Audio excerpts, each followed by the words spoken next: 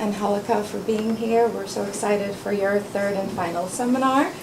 And we have our assessors, one all the way in Turkey. Thank you so much for being here, Pinar. And Tanya is also online with us. So I'm going to turn this around so they can see you. Sure. And if there are any issues, I'll also be looking, so if the internet doesn't look strange. Okay. Hola. Can you see well? Yes, very well. Okay. Okay. And so, thanks everyone for being here. And Angélica is going to present on sitting and artifacts of gender, her third and final seminar for her PhD in interdisciplinary gender studies. And you have 20 to 25 minutes. I will give you a 5-minute check-in and warning. And then we will go to our assessors for comments and questions, and then we'll open up to the floor. Great. Hey, how do I switch? Any idea? Bueno, it's okay. I guess I'll como roll. I wanted to switch hitting the arrows. Bueno, I'll Do you begin. want to try with Let me see if we have like a acrobat that. I'm unable to hear anything that Angélica is saying. Okay. Me the same. Okay, let's just go a little closer. Ooh, is it that I'm not speaking loud enough? Yeah, I can't hear you. Okay. Okay. Sure. You can use This it- will help. Yes. Use the mic. There we go. Is that any better? Just a little better. Okay. Yeah? Is that any better? Yeah, just speak into the mic. Okay. Okay, is that better? A little better. Honestly, you're actually a lot louder than Angélica, but like once. How come? Is it because you have like a louder pitch? I don't know. I think it's just because of the placement, but the microphone is right here in the corner. So can you speak again and see if that's helpful? Okay, we're trying. Does that sound any better? Yeah. Okay. I'll speak into the mic. Not to worry. No. Okay. Okay. Good. We're good to go. So thank you both for being here. I look forward to your comments and to any suggestions, advice you'll give me at the end. Thank you all for being here too. So, woven palm leaf guano furniture is recognized as the traditional furniture of República Dominicana. So imagine I place a guano rocking chair in front of you. For those, you can look at the slides. You'll be able to follow through visually with what I'm saying. Imagine I place a guano rocking chair in front of you. If you look attentively, you can see its wooden frame with the notable irregularity of handmade craft. The guano tamed by a woman's rugged hands. So how does guano furniture production and consumption reinforce gender power relations?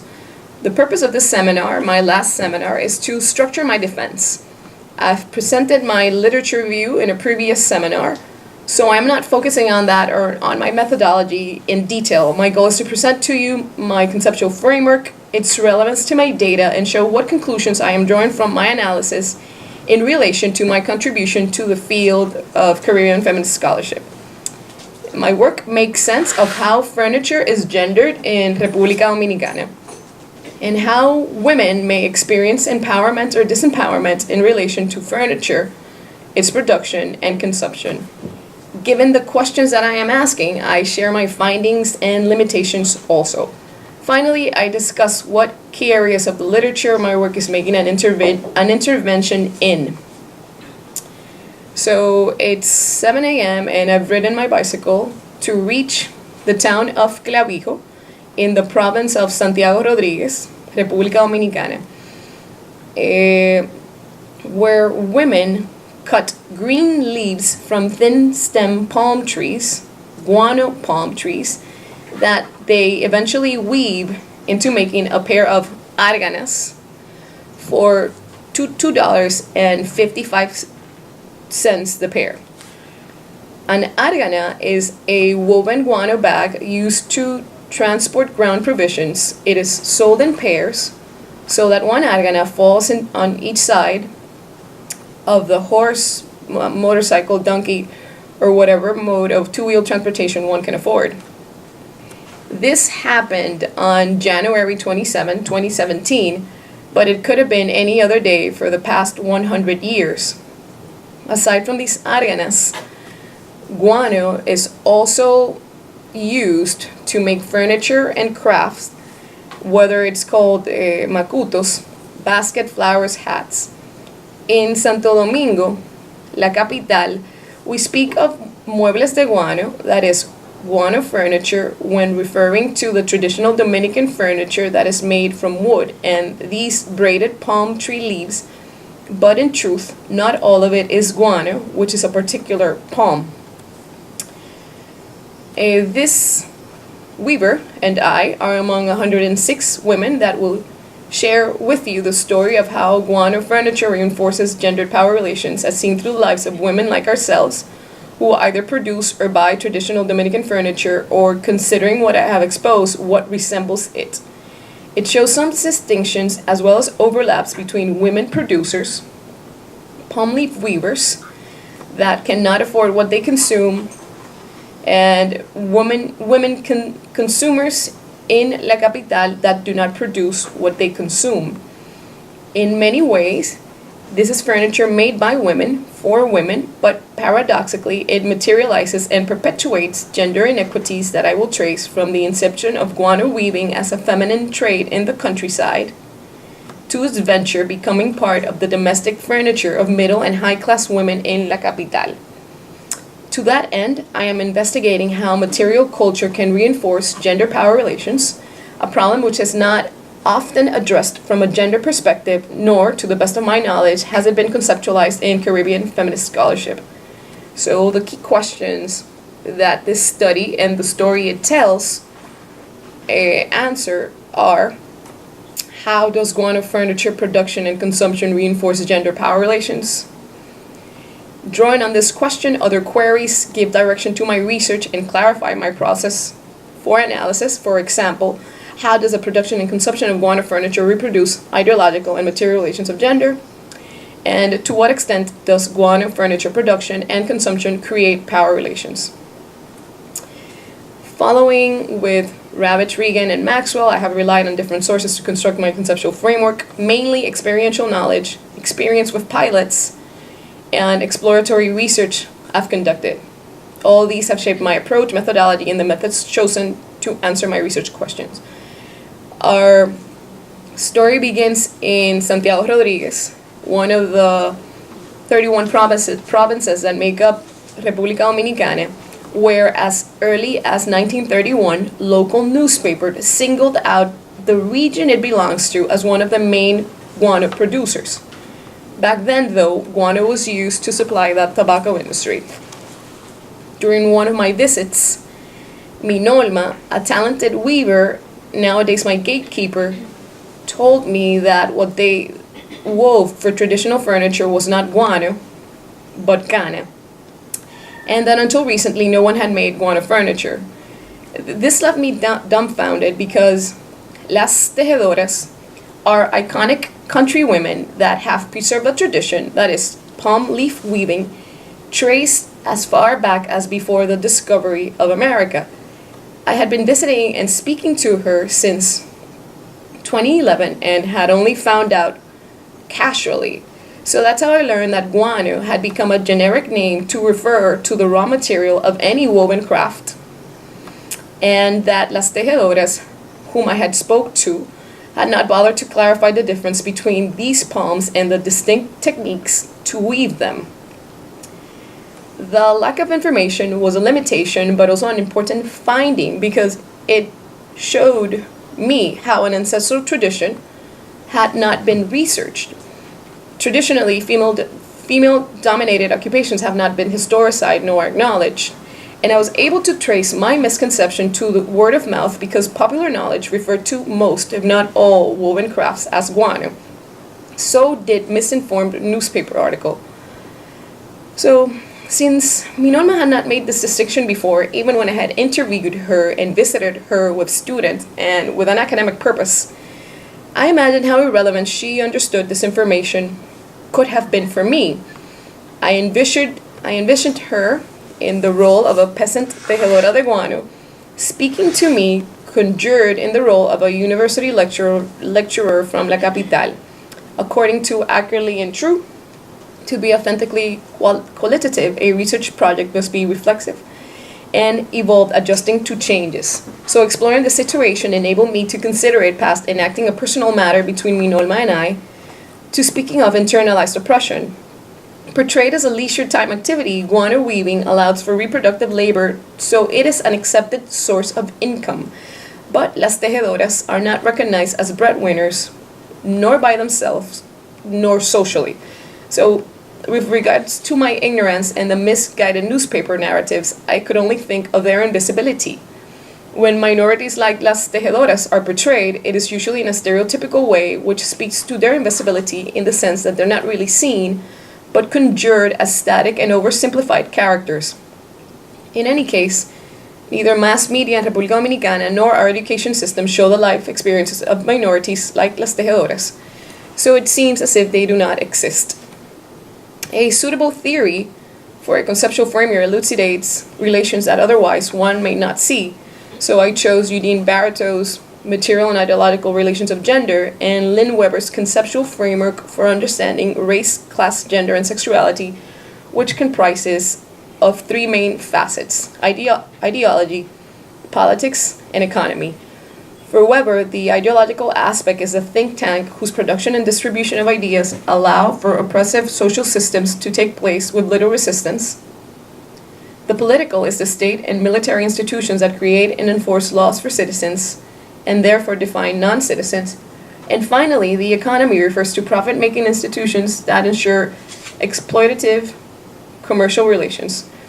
This triad is straightforward and commonsensical, but in its intricate details, Weber dwells into the nuances of gender oppression, and I have applied her concepts to operationalize Barretow's, which is a significant contribution of itself.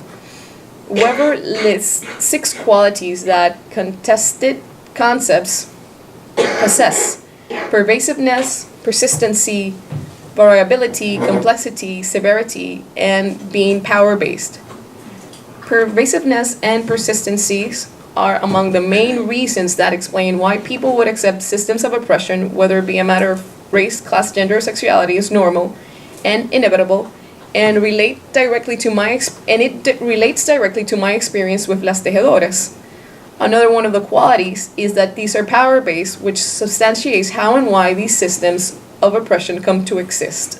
A society's dominant groups are like engines that keep these systems running. The reiteration and ubiquity of disempowering messages that las tejedoras are exposed to eventually turn out to affect their opinion of themselves. Whether they're able to do both their partner's field work, that's like tending the land, and sustain their family's livelihood with guano weaving, they spoke of themselves without gravitas.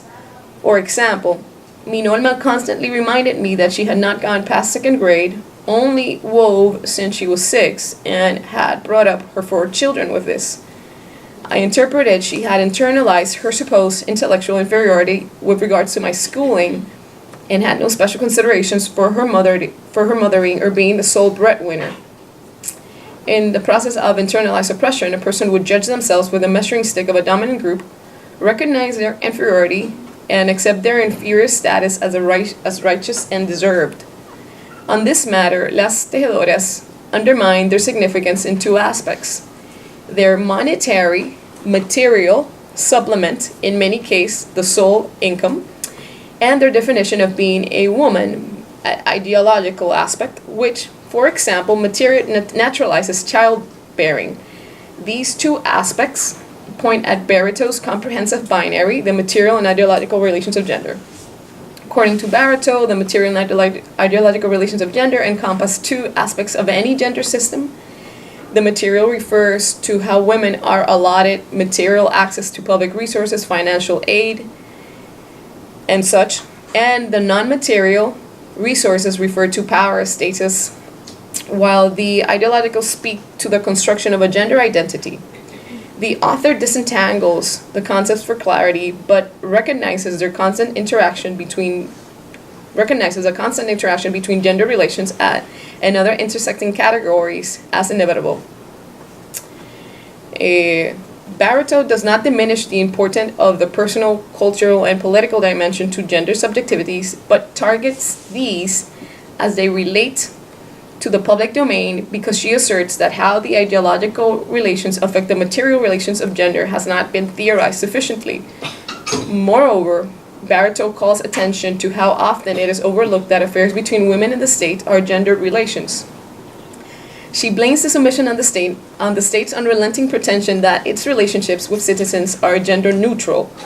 This misconception often leads to counteractive actions like advancing the material relations of gender while simultaneously plummeting its ideological relations. For example, in República Dominicana, female-headed households account for 67% of the government's subsidized homes, which tacitly discharges fathers of child-rearing responsibilities with their children. Deceptively simple, Barreto's concepts act like an overarching framework for Weber's concepts, exposing situation I would not have thought of otherwise. Both theories complement each other and extend their respective explanatory frames of reference. So let me retake the situation with Minolma that kindled my interest for an elucidating theoretical framework. Weber's concepts respond to both my inquiries, that is, invisibility and internalized oppression, and my research questions from a psychological and sociological stance. Barreto's gender system does not speak directly of internalized oppression, but it provides a framework to consider the invisibility of iconic social groups like las tejedoras from the viewpoint of the state. Las tejedoras are archetypes of Dominican country women. Their craft work is well known and recognized as a national craft, advertised during Independence Day and related festivities, but las tejedoras are icons in poverty without power, and Barreto's concept provide guidelines to assess this outcome beyond a psychosociological perspective to the outlook of a national political economy. One of the results of this symbiosis between the material and ideological relations of gender and Weber's conceptual framework is the implicit assumption that no action is caused solely by material or sociological causes, nor single-handedly by ideological or material relations. Material relations cannot take place without an ideology, and vice versa. Both ideological and material relations are always at work. So, after defining the concepts that sustain my research, I chose different methods and determined my feminist methodology. In broad terms, my methods for exploring how domestic furniture reinforces power relations were the following. I conducted semi-structured interviews about women's power negotiations in relation to weaving domesticity in furniture, and triangulated the data gathered from interviews, the analysis of secondary sources, and participant observation. The average age of the participant tejedoras that I interviewed is 49 years old, the youngest being 15 and the oldest being 89, which speaks of how long there has been weaving in clavijo, where most admitted having learned it at an early age from their mothers, grandmothers, and other women in the village. On January, February, and August of 2017, I lived with Minolma and would ride my bicycle in Clavijo, where most of the 86 tejedoras that I spoke to lived, and nor have most of the tejedoras of Guano seen the furniture in which their guano was used, nor do the women who bought this furniture in La Capital know much about who wove them. The link between las tejedoras from Clavijo and the women who bought the furniture pieces in La Capital is a furniture factory, Ratan Dominicano, founded in 1982. I was unable to obtain a list of the clients who had specifically purchased furniture from the Guano collection, but I was given a list of 185 clients that had purchased furniture from Ratan Dominicano throughout the years. Comprehensively, some were among the company's first clients and did not own Guano furniture, a recent creation, but the 80s Ratan chairs. However, when I compare what those who had bought the guano told me, the rattan and wicker furniture came to represent similar notions regarding status.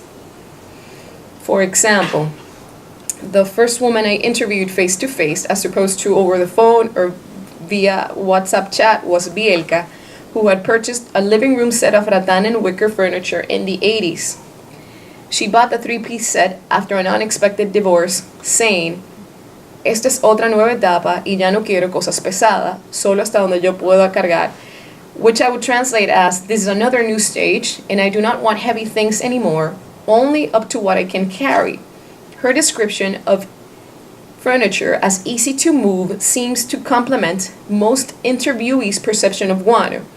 That is, for 18 of the 20 women I interviewed in La Capital, their furniture collection was their piece of countryside, and it existed in homes in opposition to a second living room furniture with more luxurious, or in their own words, formal furniture and decor. The widespread idea of the appropriate place and use of the guano furniture has enough leverage to exert its agency on the users and condition the kind of decor bought to complement it. Why is this kind of furniture, guano that is, not socially acceptable in this high and middle class circle? The answer is tied into a sense of what is proper and respectable. For most interviewees, it lacked formality. For las tejedoras, the guano chair is material in terms of money, material in the sense of actually working with material in different stages, and the way they actually work with it affects their own time, their own use of space, their own intergenerational relations, their own habits and reciprocity. So the material itself is a center of material and economic and spatial relations in their life. But for women in La Capital, it is insight into style and taste, and the meanings of domestic life in its sense of modernity, West or global, as opposed to the local.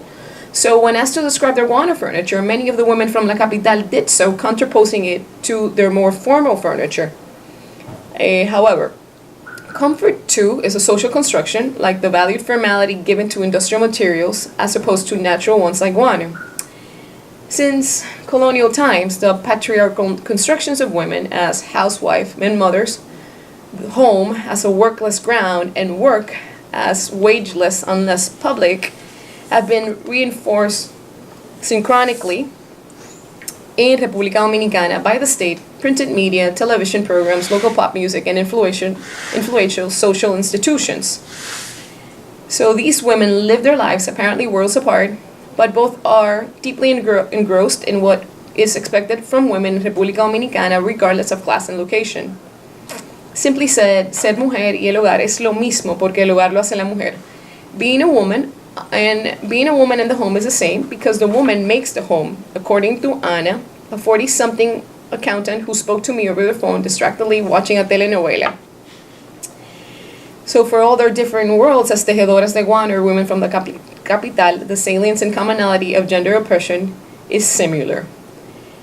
With the term housewifeization, Maria Mías refers to social, economic, and political processes by which women are relegated to being housewives, unveiling a symbiotic relationship between capitalism and patriarchy.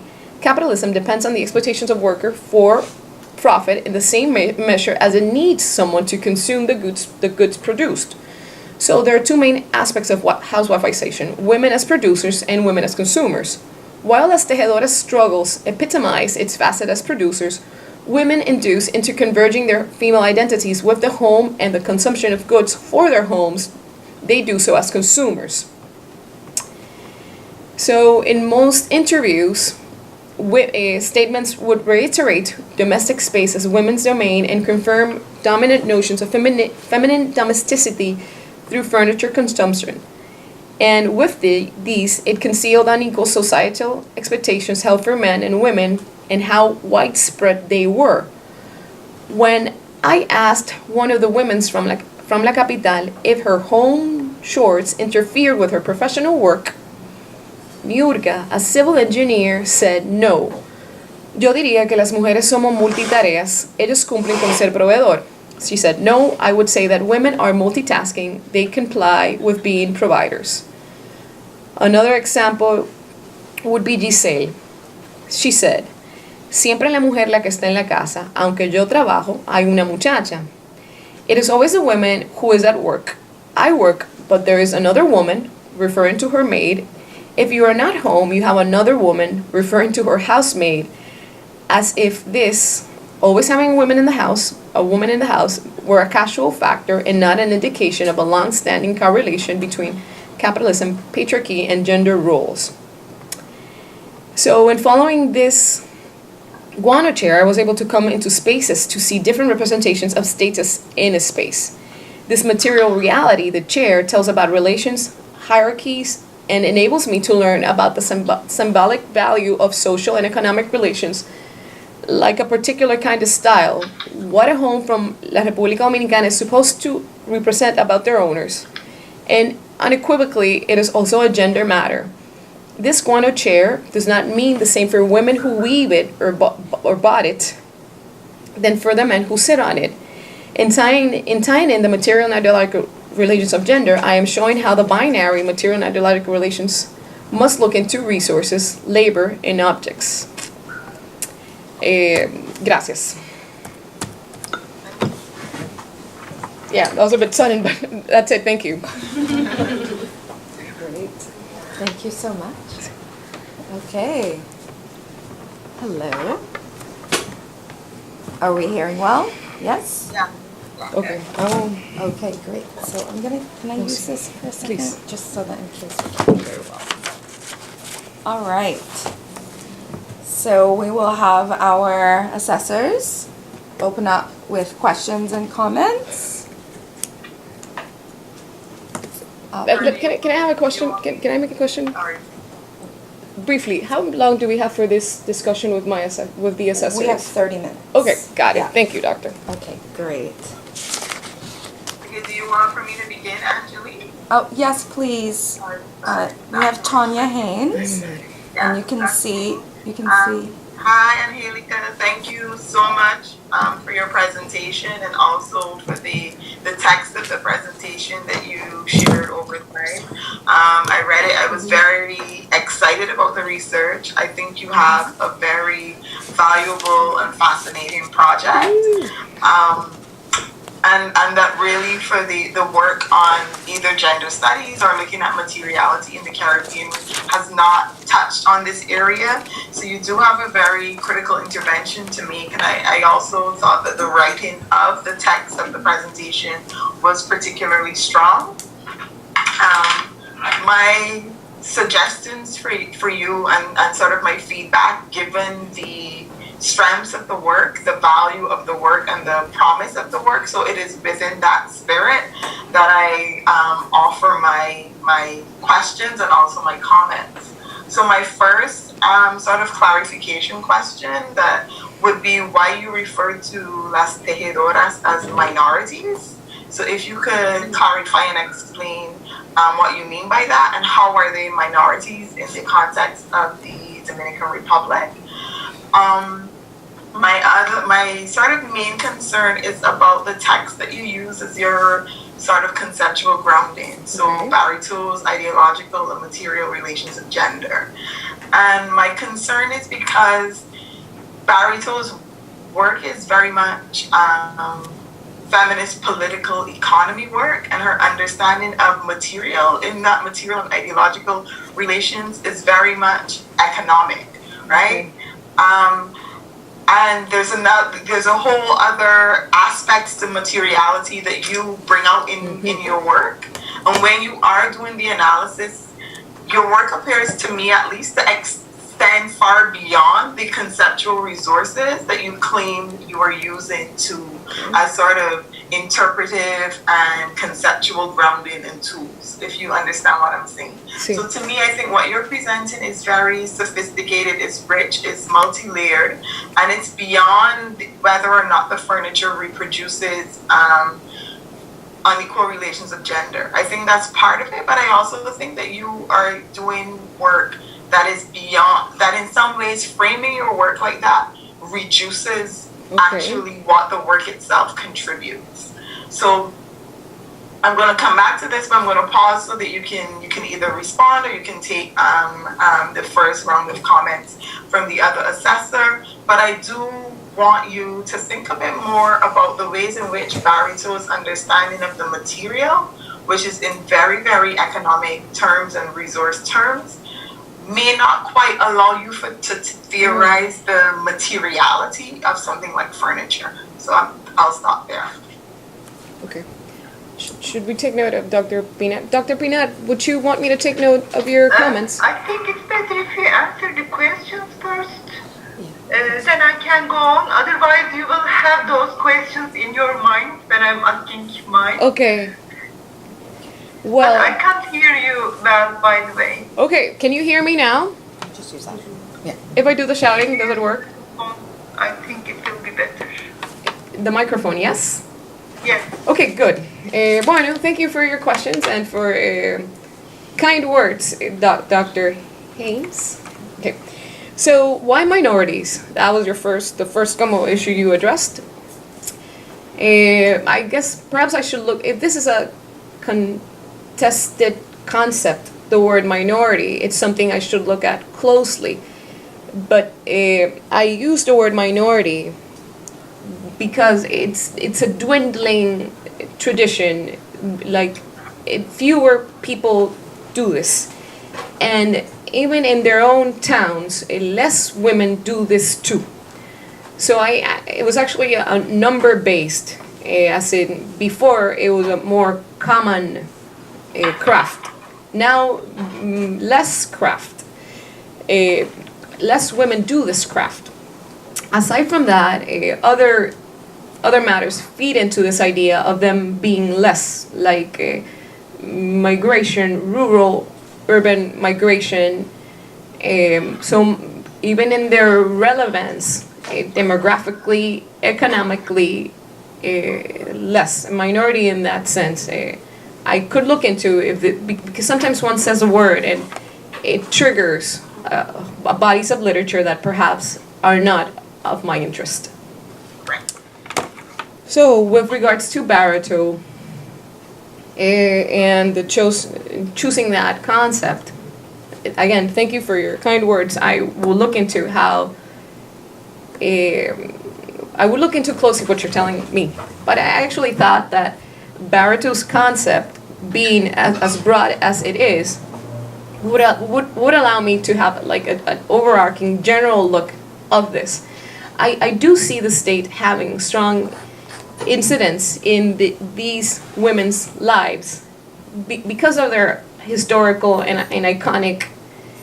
They're icons. That's the word. They're icons. Their images. I'm not sure the word would be stereotype. No, archetypes of country women. And even lately, they've had a lot of relevance. Surprisingly, newspapers from the beginning of the 1900s show their relevance because their economic relevance, because these women were related to the tobacco exports, which was very important. This way of exporting tobacco, that changed, and the women's craft was no longer used for that. But nowadays, there's still an image. Let's say in stately matters, our government would go to in particular moments. So I do think I could look into more closely. I also thought that this would be a contribution to Barito's concept, a way of seeing how it's a way of expanding perhaps how she defines it too. I also thought that complementing it with Weber's concept would even would allow us to expand her initial ideas, because Barito's concept, it's discussed, I guess, thoroughly, but I don't see how it's operationalized. If you were to ask, it's hard to have, I guess, elements to literally measure the material and ideological relations, and I feel that Weber's and my research actually do that I think that's the word, operationalize these concepts into something more grounded, I hope that answers your questions. Okay. So just to respond a bit, so I think you need to kind of make it a lot clearer in the ways in which you use it and how you might extend it. Okay. And I think beyond saying that you extend it by operationalizing it, because Barito in her own work on women entrepreneurs, she operationalizes it as well. But it's also a conceptual framing that gets taken up a lot in policy in the English-speaking Caribbean a lot. So there's a lot of work to operationalize it, so to speak. So as you articulate the ways in which you contribute and extend, you might need to say a bit more about that.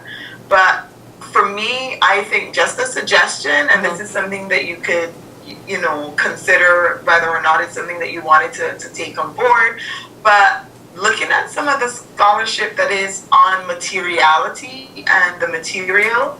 So one example that I was thinking of when I read your piece is this work by Nina Sylvanus, who is actually looking at textiles. She's looking at fabric, and she talks about what she calls the dense materiality of cloth, in particular in West Africa. And to me, the ways in which she takes up looking at not just the social relations, but also the semiotic and the aesthetic seems to resonate a lot more closely with what you are doing as you talk about it, as you talk about the ways in which women's lives are very much enmeshed, and how women understand themselves relative to production, to, you know, the iconography of these women. So my only concern is that you're taking a framework that was designed to do a certain thing and you're seeking to extend it, but I'm concerned about whether or not it then gives you the kinds of conceptual resources that you need to deal with the materiality of furniture. But I'll pause here, and maybe if we have time, we can take another round. Okay. Thank you. Gracias. Great. Thank you so much. Thank you, Angelica, for the presentation and the paper. Actually, I saw that you made some progress after the last time I read your chapters. It's good that you now have a more clear theoretical framework with reference to gender. But maybe because the paper was a little shorter than I would expect at that stage, I couldn't find much in-depth analysis of the data you collected. So it has a more general tone in terms of presenting your initial findings. For example, you say that you use Burrito's theory of gender together with Weber's conceptual framework. But when I look at your analysis, for example, I can't understand how these help you as an analytical framework. You highlight some inequalities these women encounter in their lives, some challenges they experience, but actually these are the most common challenges women experience all over the world. So you are looking at a specific context, and you are looking at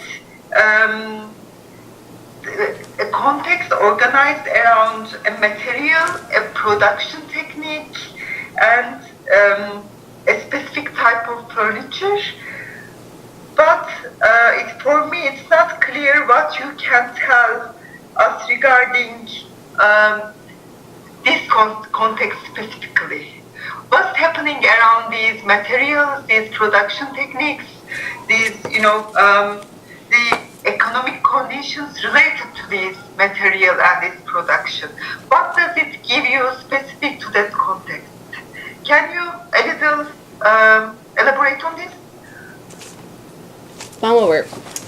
So, you're pointing out that, let me recap, that most of the challenges that I've spoken about in this paper seem rather generic, like you've told me that, well, you've just told me that you think that they seem like worldly, like they could happen anywhere, right?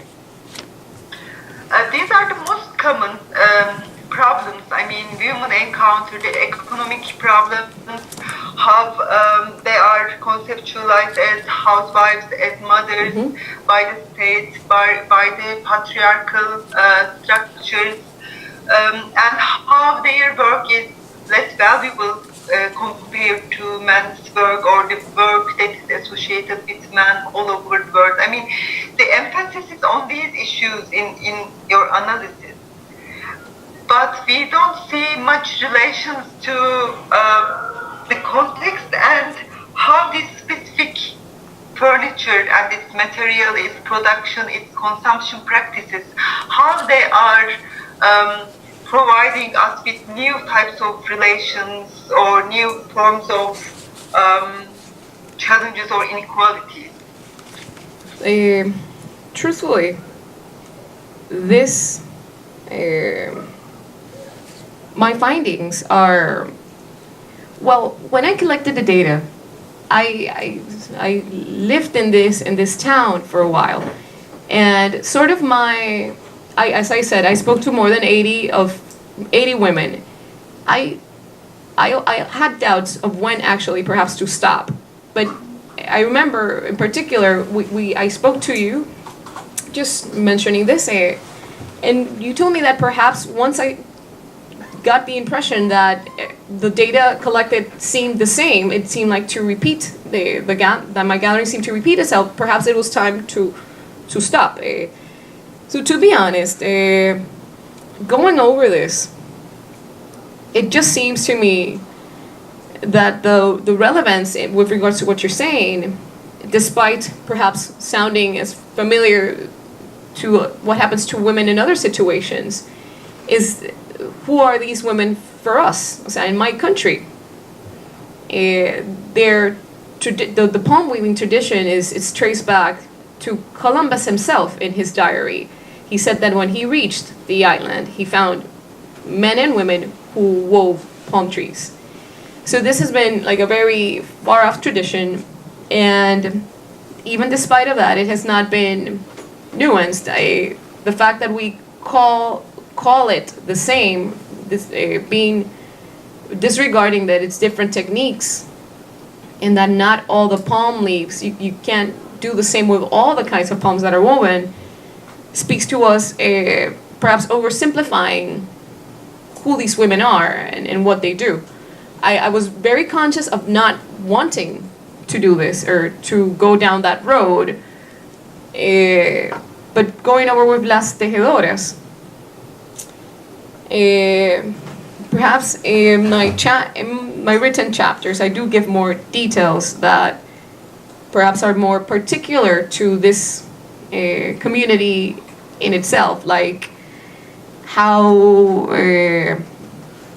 many of them, I guess characteristics that they would have, many of them perhaps not being literate but knowing how to weave, or even having how they themselves have a double mixed feelings about women, about weaving, in the sense that they know for them it's basically their only access to cash, but they also see it as many of them mentioned how they thought that learning how to weave sort of would hold them down to only being weavers. So I do go in through this in the chapter. I do expand more on, and I find it to come very interesting. I guess I could go over these chapters and look into more what you've said, considering what you've said, and of course I send you that rough draft so that you still let me know if you feel that it's oversimplified or that I'm sort of repeating commonalities that women in these situations might have with other women around the world. Being honest. Okay. It would be good to see the nuances, specific to the context, really. See, I'll check on that. Materiality. Both the production and the consumption, because you are looking at both sides. See.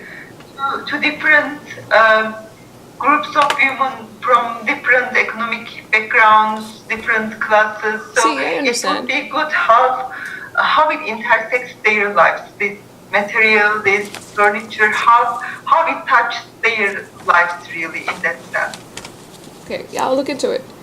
I understand you pointing out these common challenges. I'll look into it for sure.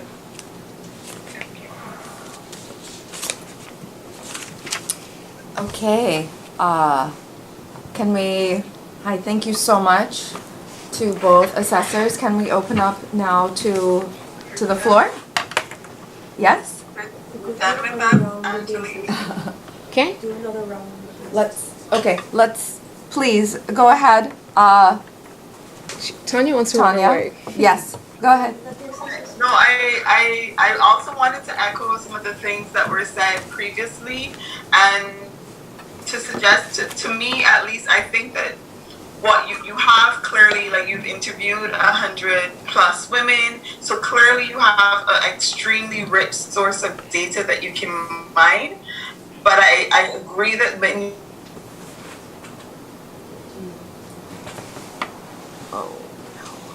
or things that reinforce unequal relations of gender or don't, but or just to confirm that these women have internalized oppression.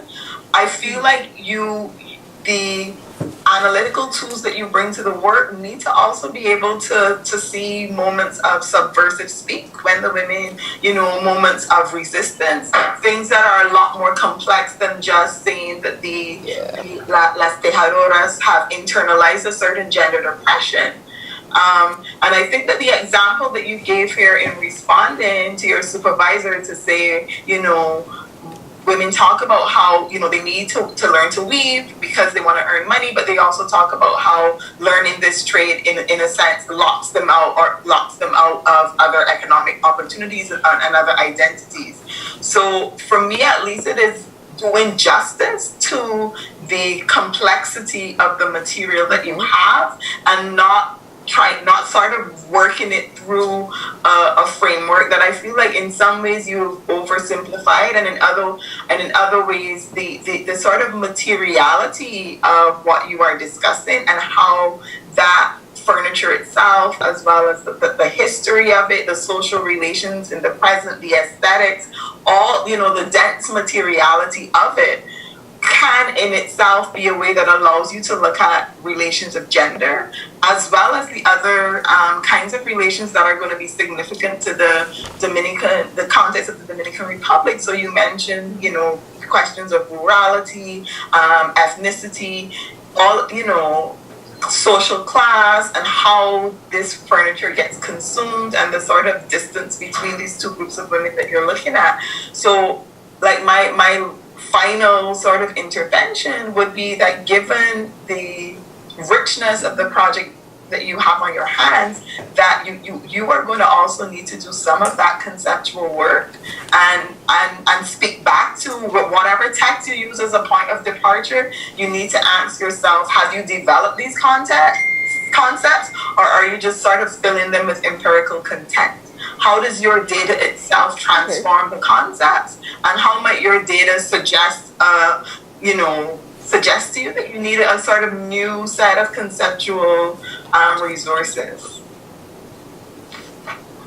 But I'll end there since they want to open up to the rest of the floor. Hi, Dr. Keegan. Pinar, do you want to say anything else before we open up? Want to respond to this, or should I Go make on. my comment? Yeah, please, go ahead. Just one comment regarding your way of saying that you chose Barito's material and ideological relations of gender. I know that this is very challenging for PhD students because we ask them to choose or to have a theoretical framework, and when they come up with a theoretical framework saying that I choose this, we ask, but why did you choose it, or out of what did you choose it? When you say I chose this theoretical perspective, actually I had this question in my mind, but why? Why do you have this specific theory of gender for your thesis? Why do you think it's the best one? What were the others? And how did you end up with choosing this theoretical framework?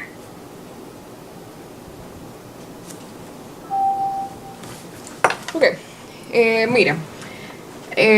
Well, I come from designing as my field of study. I'm a woodworker, basically. Actually, that's even how I had this personal interest in learning about traditional furniture. It's something I feel has not been researched in my country. From the side of material studies, I find it's been vastly written about material aspects of design, and I needed a framework that would allow me to combine a lot of situations that were going on with las tejedoras. Las tejedoras, and even actually las tejedoras part, I find, do that guano is related to their livelihood, as opposed to just a piece of furniture somebody bought. In the capital city, it is more relevant. One can tell the relevance of guano for las tejedoras. And even in the data collected, it was in the interviews held were more, I guess there was more depth in las tejedoras concerning guano than for the women in the city who were just buying a piece of furniture that they considered leisure. This theoretical framework, for me, it was generic enough to let me see it from different scopes. Definitely, I can look into what Barreto wants us to do with our concept and what I propose to do with it. But there's a lot of ways to see this, to see the situation with las tejedoras, and I still think that this concept is elucidating in many sense. From it being an essential tradition, they becoming icons because they do this. Design-wise, nature-related materials are usually feminized and seen as more backward than industrial materials. This is something seen from my field. I get to see this. So this concept is all in global, all encompassing for me. It's like an umbrella that allows me to see it from different perspectives, more than other concepts related perhaps to material or culture studies. I think that's the field of work I'm referring to. ¿Qué otra cosa? Let me see. Overall, even I could look into. I said that this concept also lets me analyze how is it that changes that the state makes affect these women, and I can see this, I can trace it down to it in a more clear manner. O sea, these women that we've won, they have had spikes that they have not been able to foresee themselves, but that I, with theory, have been able to trace down what happened. Just for example, remember they used to make these bags to export tobacco. I mentioned that lightheartedly. But in those newspaper articles, the government itself was saying that this was something that was going to be prohibited.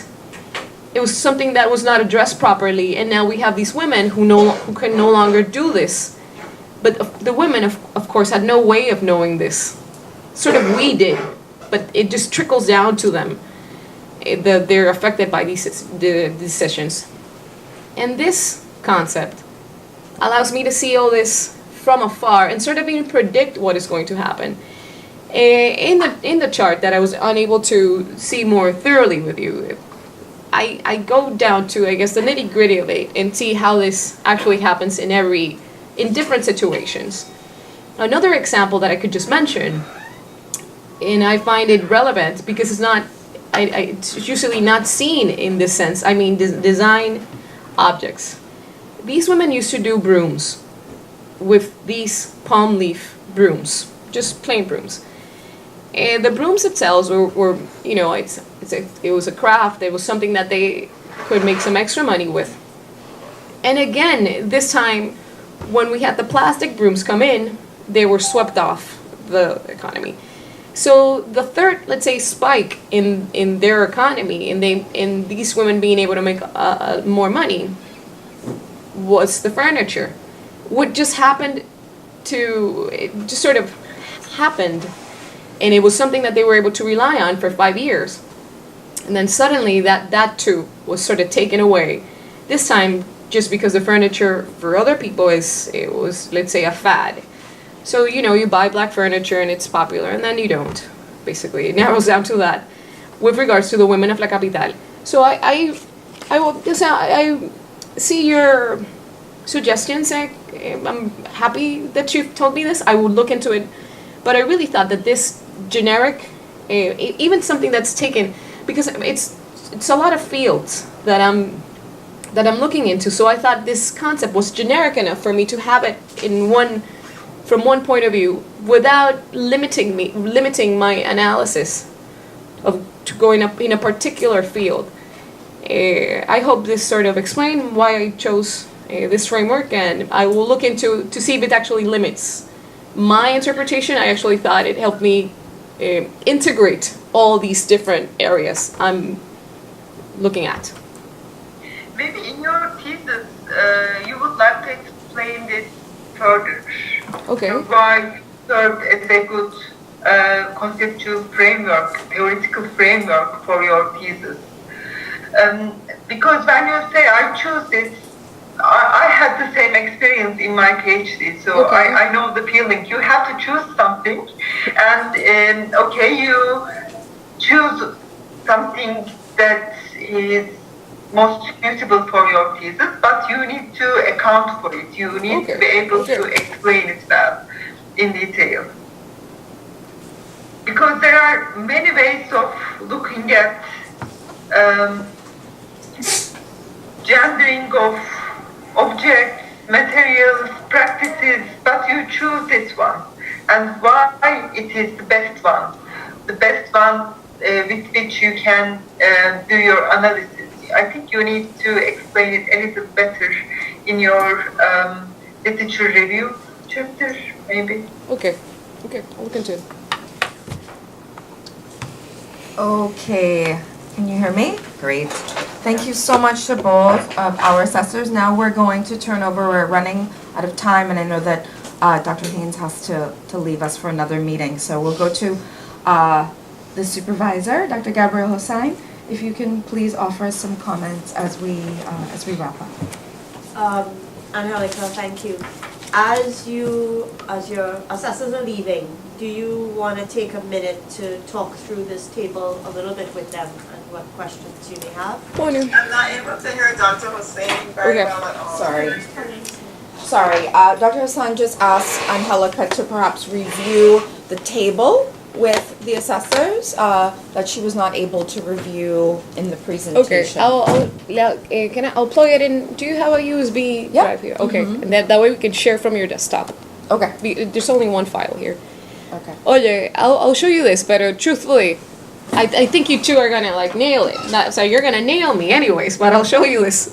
I say so porque I'm not sure if this would add any new information, but you can see at least visually in a graph, which sometimes explains itself on its own, how I've been using Barreto and Weber. But it's in the paper you said. See. It's the last page of the paper, but I can share with you here too, just in case you didn't print that or you don't have it at hand. It's a piece of cake. If you look at the last, no problem. If you look at the last slide, Just ask if they have the last slide in front of them. see, Do you have her paper with you? Yes. Okay. Good. Yeah, they both have it. Fine, just talk it through because you want to. Great. Yeah, they have it. okay. If you see, I have two columns. One big column reads production, and the one next to it reads consumption. So one refers to production being las tejedores, and the column of consumption being the women from La Capital. And then you have, let's say, two big, rows, basically, so you can see the material, how I would, narrow it down to the production side, and then the consumption side. These findings, I then sort of expand on them with the theory from Weber and Barreto. So I go over aspects of it being, let's say, how I can relate from the material aspect on its economic side. This is taken from Weber. You can see how it doesn't earn women the status of being breadwinners despite being breadwinners, and that could also be tied in to the ideological aspects. So I do that back and front, sort of to, and you can see how I find it very practical, the concepts that I've chosen. It's good to see the links. It's good to see links, she says. Okay. Okay, good. Any other thoughts or questions for Angélica? No, thank you very much for the presentation. Looking forward to seeing the chapters, the longer Right. chapters in detail. Okay. Bueno, thanks. And thanks, Dr. Haynes. Yeah, I also want to thank you for the presentation and congratulate you on the work. Genuinely, I find it to be very exciting work. The scope of the project is clearly one that is sophisticated. You can see already where you're going to make several contributions. And so the value of the work is by no means at all in dispute, and I'm sure the framework that you're working with is certainly one that is, you can defend it, it's plausible, it's workable. But to me, when you read what you write, and you also your writing is very beautiful in the way as well that you integrate what women are saying. To me, it suggests, it demands of you another sort of level of analysis, but I mean, the work is clearly, it's good, it's solid, and I really appreciate that I got the opportunity to read it. It's a definitely a fascinating project, so thank you so much. Gracias. Thank you so much, Angélica. Thank you so much both to our assessors. Dr. Hussain, would you like to say anything in wrapping up? Thank you all very much. See, thanks. Dr. Hussain says thank you. Thank you all very much. Thank you so much. Happy Easter. Okay. Thank you so much, and congratulations, Angélica, on your seminar and the work. And thank you so much. Great. See you. Bye-bye. Adios.